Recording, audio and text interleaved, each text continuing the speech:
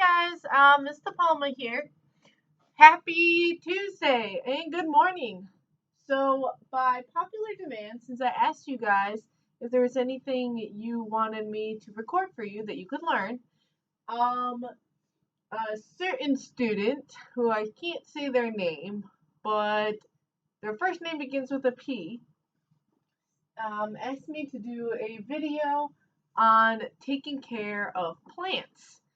And I'm like, okay, well, I don't really have a lot of plants, and honestly, I kind of am not good at keeping them alive. But I can tell you some stuff that I have learned.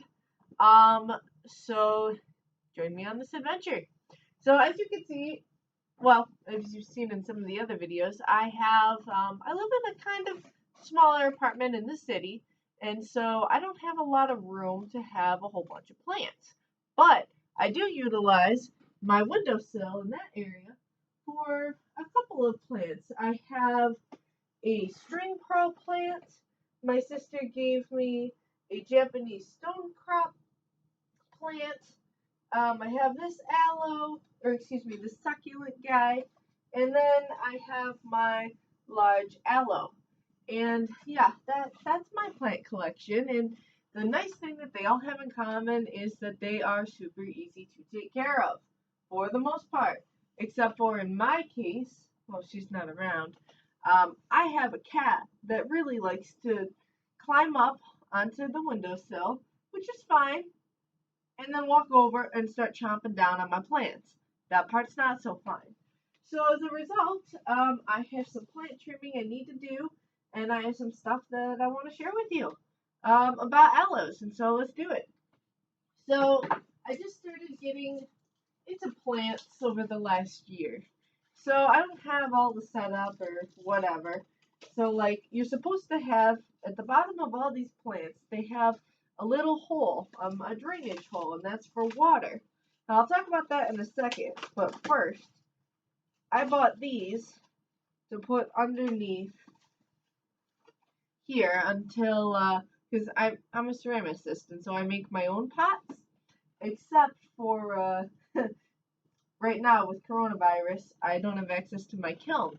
So I made a whole bunch of little things that go underneath the pots that catches the water so it doesn't get water everywhere. And they can't be fired yet. So I bought some plastic green plates because my boyfriend kind of wants to have the plates that I took from our kitchen back. So, but you know what? You use what you have. So, I have this one. And I'm going to put this guy underneath my aloe. So, next time I go to water them, we can just go right with that. Perfect. Now, watering aloe. Because that's always something that is kind of important. Or watering any succulent. The nice thing about them is I always forget to water my plants. Like, I usually am like, oh, shoot, I have I have plants. I need to take care of them, and don't remember until they're already dead. So the nice thing about these is you don't water them very often. You water them a little bit more in the summer. So I'll water these guys maybe once a week, every 2 weeks. But in the winter, you can go up to 3 weeks without watering them, and they will be just fine. And they require very little maintenance. I don't really have to do much. I will open my window, which right now people are like balsam and stuff. And so I'm not opening my windows. But I can open my windows, let some sunlight in, and they're fine, except for, like I said, when my cats decide to chomp on them. So, couple things. Basic maintenance. So, like I said, my cat decided she wanted to chomp on them, and she ate nice little leaves off of my succulent. So, the first thing people could say is like, okay, well, this is still green, right? So, what am I going to do with it? Well, I'll tell you what you should do with it. Because the first thing you do not want to do is just stick it right back in there and call it a day. No. So what we're going to want to do is, I have this paper towel here and some scissors, and we're going to go through and we're going to prune off all the dead stuff. We're just going to take that whole root out. Because this plant has been having some issues because, like I said, my cat likes to chomp down on it. And if you don't get all the dead stuff out, the plant will keep dying.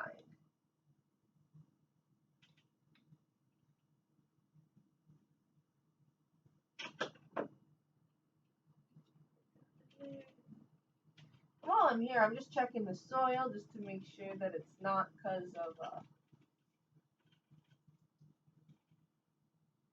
the fact that I'm like overwatering it or not watering it enough. No, my cat just decided to chomp down and ruin my plant. Alrighty, now as I'm clearing all this out, I noticed that, alright, this is all good. Some of the leaves were okay. And they just broke off while I was doing this.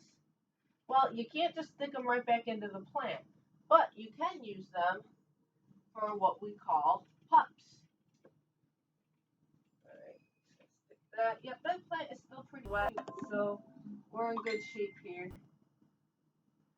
Alrighty, so now that I've trimmed that, I have a couple of leaves, some that are good.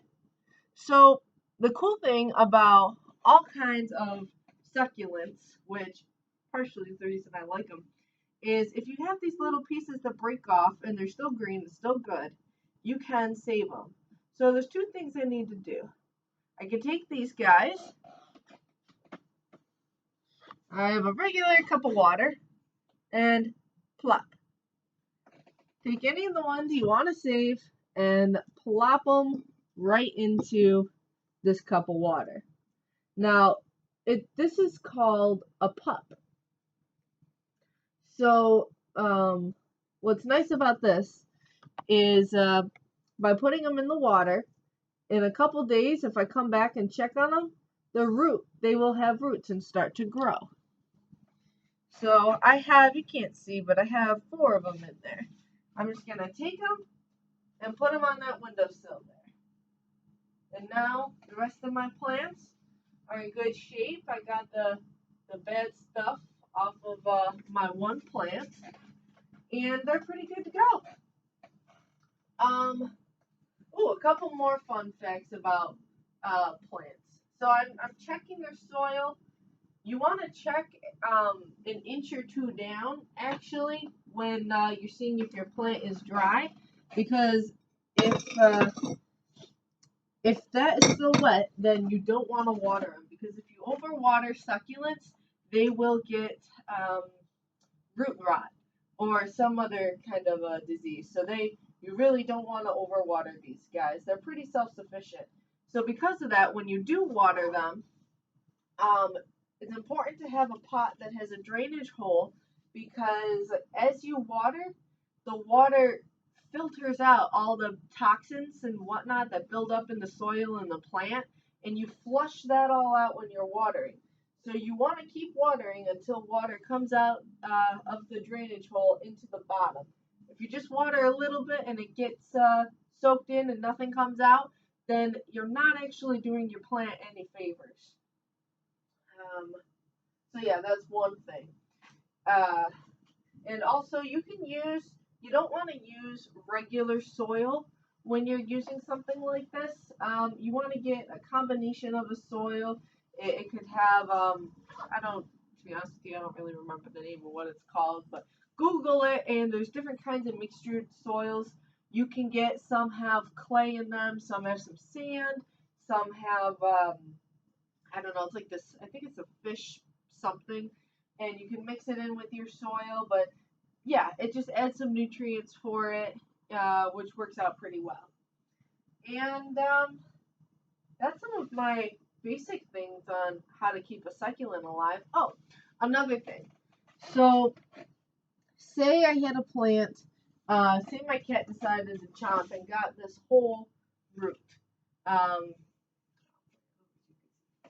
say my cat decided to chomp down and chomped on this whole piece, and this whole piece came off. Um, what I would do, because I couldn't reattach it, obviously, because this already has roots, I would take it out, put it on a piece of paper towel, and let it dry out for a couple days. Now, what happens when you do that is it allows the roots in the part of the plant that are still good to harden up, so that way they're strong again because they lost part of the plant. So it allows them to strengthen up, and then you can repot them in the same plant, whatever, and you will be just fine. Um, yeah. Oh, another thing. While we're talking, I think I mentioned I have cats. So if your cats are chomping down on your succulents, yeah, they'll do that. It's not usually a problem. However, if they start really chomping down on it, it's not good for them and it can cause some upset stomach issues. So keep your plants out of harm's way with your cats in general. Whenever you bring any kind of a plant into your house, always check to make sure to see um, if it's going to be toxic or anything to your cats. Because if you guys have an animal or dog, if you guys have an animal like mine and likes to eat everything, you got to look out for these things. And certain plants, like lilies, for instance, can be very toxic to cats. So yeah, just anytime you bring something new into your house, check for that. And if you guys are interested in having, a plant, I highly recommend succulents and aloes because they're, like I said, pretty easy to take care of and they just make everything a little bit nicer. One more thing I'll say is when you get, for aloes and succulents in particular, um, you can't use regular pots that have the pretty glazes and that kind of thing over them. No, you need to have a terracotta pot, and that usually does not have a glaze on it. And the reason why is because glaze makes a pot, well, glaze is putting a layer of glass over it, which looks pretty, looks super cool, but it's not porous. So porous means very spongy. Terracotta, because it has clay and or it's made of clay and sediments and stuff. There's like little air pockets in it, and it makes it where when you pour water in, it can be absorbed. And because of the type of plants succulents and aloes are, they thrive better when they can pull moisture um, from this plant because you can't water them often. So when you have a succulent or an aloe, anything like that, you're always going to want to have a non-glazed terracotta pot. I have some good ones I can recommend to you, and yeah, I think that's about it. I don't have to water it yet. Oh, and one more thing. When I go to repot these, so in about a week, maybe even a little bit less, I'll have some good roots for what I trimmed today, and I can put it back into my plants. Once you reintegrate a plant into the soil, you can't water it for a week. It needs about a week to adjust because if you put the new roots into this plant and then water it right away, which is a mistake a lot of people do, you can get root rot, and so and then your plant won't grow, and it's just a waste of time. So yeah, when I'm gonna repot these, I'm gonna wait a week and then do it. And after that, I'm just not gonna let my cat get anywhere near my aloe plant. And I keep calling it my aloe. This is a succulent. That's an aloe. And fun fact, aloe is fantastic if you are like me and you are a redhead who burns a lot in the summertime. Aloe can be your best friend. And these guys are super easy to grow. If I wanted to, I could stick them outside my window now that it's summertime and just not do anything to them. He'd probably be happy and grow. All these plants grow best between 55 and 80 degrees, which is like my preferred thing too. I like warmer weather, so do these guys, so they'll be happy in whatever environment. Um, and the aloe will do well outside if I wanted to. And say I wanted to chop one of these leaves off for some sunburn, I could. You just take it, scoop out the middle, and you can paste it right on your sunburn. If you wanted to make it into a gel, you can. And yeah, that's about it. They're super easy. Don't ever ingest aloe yourself or your pets. It tastes really bad, and it is a mistake you will only make once. Um, they don't smell fantastic. It's not like the gel you get at the CVS or whatever. So when you scoop this stuff out, it does have a smell to it. Doesn't mean the plant is bad. Aloe just kind of stinks. So yeah, guys, that is my plant video of the day. Um, and if you have any interest more in gardening or anything like that, you can ask me. I probably won't have an answer because what I just told you is kind of the extent of my plant knowledge. But I will find an answer for you. All right. Have a great day, guys. Stay safe, stay healthy. Miss you.